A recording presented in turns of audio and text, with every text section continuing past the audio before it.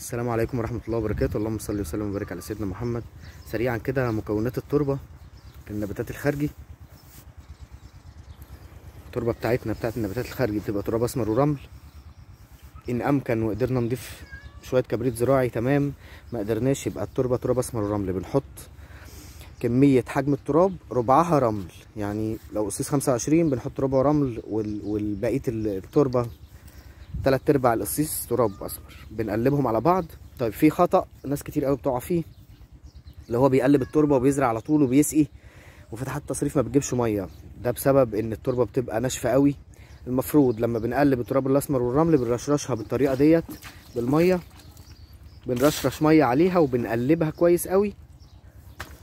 احنا بنقلب هنا بالفاس لان هنعمل كميه كبيره. انتوا لو في البيت هتقلبوها بايديكم، انتوا لابسين جلافز هتقلبوا بالجاروف. المهم ان التربه تبقى تراب اسمر الرمل وتبقى مترشرشه عليكم الساعه الله وبركاته.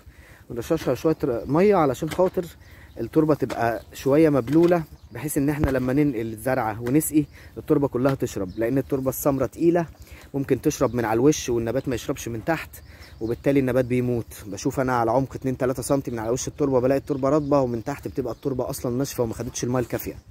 فان شاء الله لما نيجي ننقل كمان ونسقي لازم اول مره بنروي غمر وبنخلي الميه تنزل من فتحات التصريف. والسلام عليكم ورحمه الله وبركاته.